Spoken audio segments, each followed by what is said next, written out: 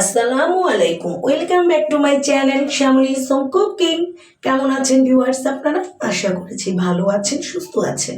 Viewers, আজ আমি আপনাদের কাছে নিয়ে এসেছি চিকেন নাগেটস, দারুণ একটি রেসিপিটি তৈরির জন্য এখানে আমি মেজারমেন্ট কাপের 2 কাপ চিকেন ছোট ছোট পিস করে পরিষ্কার করে ধুয়ে নিয়েছি। ব্লেন্ডারের সাহায্যে একটু বেশি ছোট করেছি। এবার এগুলোকে আমি ব্লেন্ডার করে নিচ্ছি, তবে পানি যেন না থাকে সেদিকে খেয়াল রাখতে হবে। আপনারা চাইলে বাটাতেও বেটে নিতে পারেন।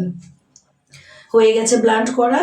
এবার আমি এখানে 4 পিস পাউরুটি নিয়ে নিয়েছি, চারপাশ থেকে কেটেও নিচ্ছি।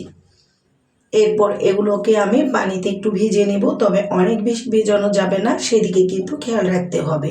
উঠিয়ে হাতের সাহায্যে চেপে চেপে সম্পূর্ণ পানিটাকে নিগড়ে নিতে হবে। নিগড়ে নিয়ে এবার আমি চিকেন মিশ্রণের সাথে দিয়ে দিচ্ছি। এবার এখানে 2 টেবিল চামচ কর্নফ্লাওয়ার দিয়ে দিচ্ছি। অবশ্যই কর্নফ্লাওয়ার দিয়ে দিবেন। দিয়ে দিচ্ছি এখানে 2 টেবিল চামচ লেবুর রস।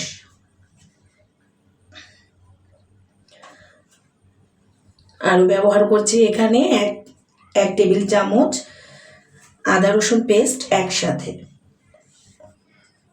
এবারে লাল মরিচের গুঁড়ো 1 চা চামচ, সাদা গোলমরিচের গুঁড়ো 1 চা চামচ। আপনারা চাইলে লাল মরিচের গুঁড়ো আরও বাড়িয়ে নিতে পারেন।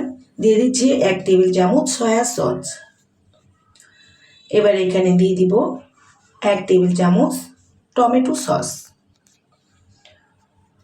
1 চা চামচ চিনি দিয়ে দিচ্ছি। চিনিটাও কিন্তু অবশ্যই দিবেন, ভাববেন না যে মিষ্টি হয়ে যাবে, বরং এখানে আরও বেশি টেস্টি হয়ে যাবে। দিয়ে দিচ্ছি স্বাদ মতো লবণ।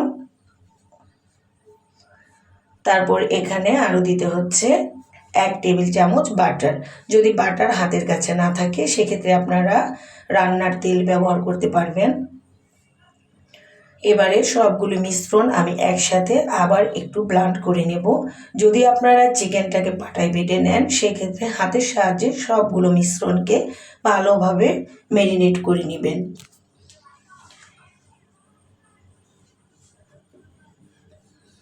মেশ হয়ে গেছে সম্পূর্ণ মিশ্রণটা।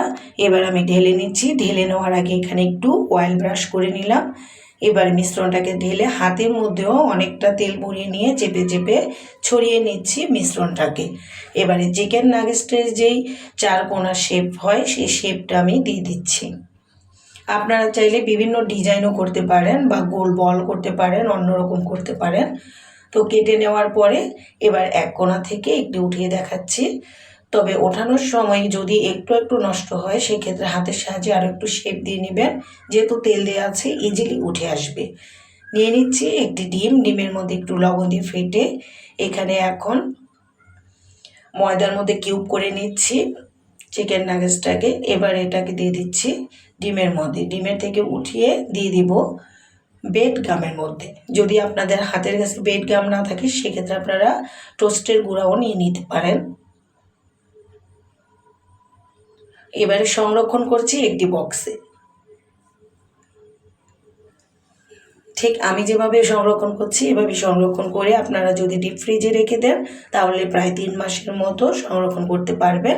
অতিথি আপ্যায়নেও এটি যথেষ্ট সুযোগ সুবিধা থাকে।